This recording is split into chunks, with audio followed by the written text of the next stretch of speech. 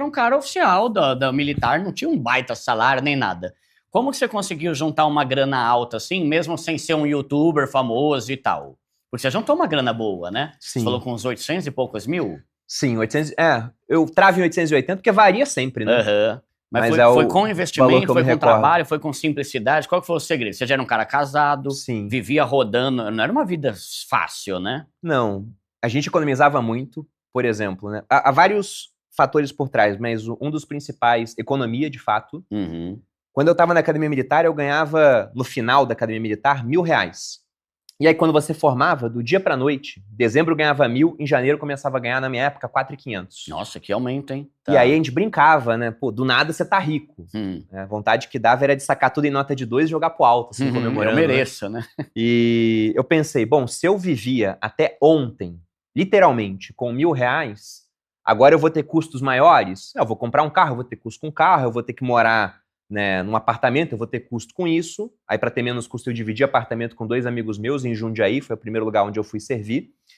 Mas eu acho que eu consigo viver com 3.000. Então, eu já vou conseguir investir 1.500 de cara. E eu sempre Uhum. fiz isso. Eu considerava que mais ou menos uns 30% do que eu ganhava não eram meus. Tá. Eles eram da versão do Bruno do futuro, É. depois que eu estivesse fora do exército. Hum. Porque eu tinha colocado essa meta de que, olha, com 30 eu quero estar milionário, quero estar fazendo outra coisa, de venda de investimento.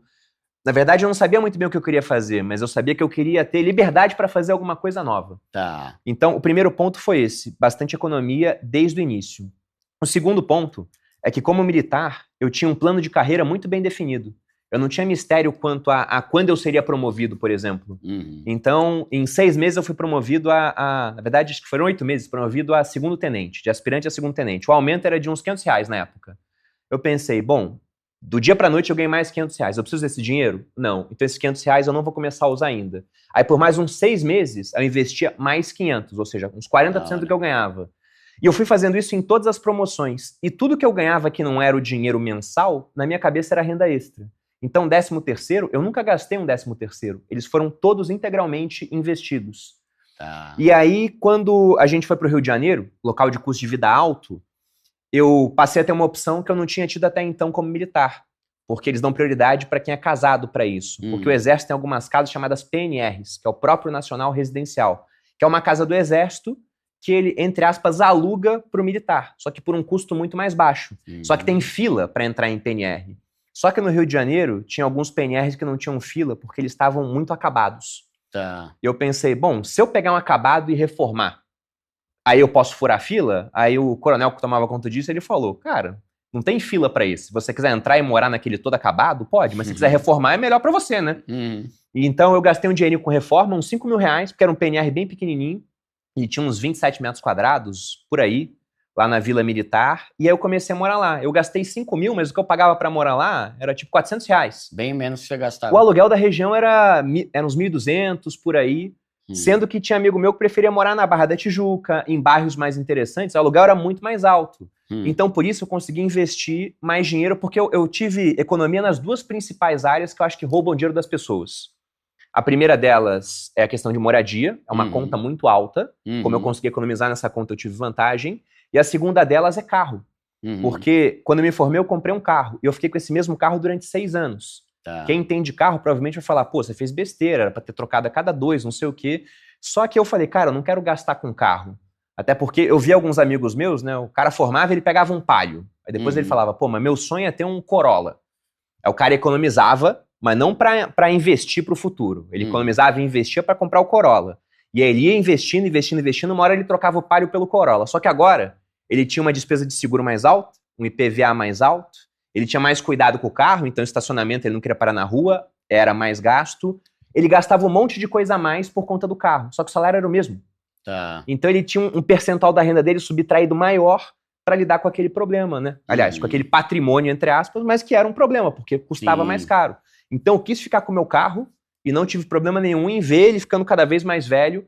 E aí, eu só troquei de carro quando eu fui para Boa Vista. Eu vendi um C3 que eu tinha no Rio e peguei um Renault Clio, que era usado, era um pouquinho mais novo do que o C3, mas ele só tinha 2 portas, tinha ar-condicionado, que lá era muito quente, mas não tinha direção hidráulica. Eu até brincava que eu tava economizando na Academia, academia, né?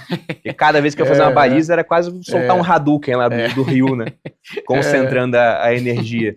Então, a gente abriu mão de muita coisa para economizar, só que aí que tá o ponto. A gente não só economizou, a gente investiu esse dinheiro. Sim. E o Brasil é um país que, se você pega a renda fixa, ela historicamente remunera muito bem, né? E aí, como eu tinha mais ou menos, né, uma disposição geral do meu capital de uns 70% renda fixa, 30% renda variável, a parte de renda fixa sempre rendeu muito bem, a parte de renda variável, como o próprio nome diz, variou. Só que com o passar do tempo eu fui descobrindo o meu estilo de investimento. Logo no comecinho eu pensei, vou fazer day trade. Em um mês eu vi, cara, não tem como fazer day trade. Porque o mercado ele tá aberto na hora que eu trabalho, não dá. Né? E também não vi que eu tinha algum tipo de habilidade particularmente especial para conseguir acertar a direção das ações no intervalo de um dia. Então falei, cara, isso aqui não é para mim. Então o meu mérito foi definir a minha praia cedo. Quando eu tava fazendo alguma coisa e eu via, cara, isso aqui não é para mim, eu largava e simplesmente mudava a chave na minha cabeça e ia para outra. Mas a gente pode colocar que foi um misto de economia, bastante economia, a gente foi muito agressivo nisso. Não viajava para o exterior para local caro, Estados Unidos, por exemplo, só fui depois que eu já tinha bastante dinheiro, ia para Argentina, que era baratinho. Investimento. E aí, no finalzinho, a gente teve 2 fatores que agregaram bastante. Que eles foram no final, mas foram significativos. Um deles foi que a gente começou a fazer eventos de palestra, a gente fez 13 pelo Brasil. E aí, alguns deram certo, alguns deram errado, mas no geral o saldo foi positivo, isso gerou pra gente um dinheiro legal, eu não vou lembrar quanto agora, mas uns 100 e poucos mil assim, de lucro.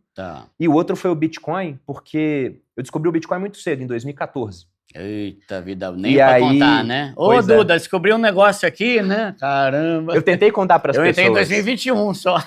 Eu tentei contar porque eu tinha um blog que a Malu criou pra mim, inclusive, pra falar de investimento. Ela criou no final de 2013.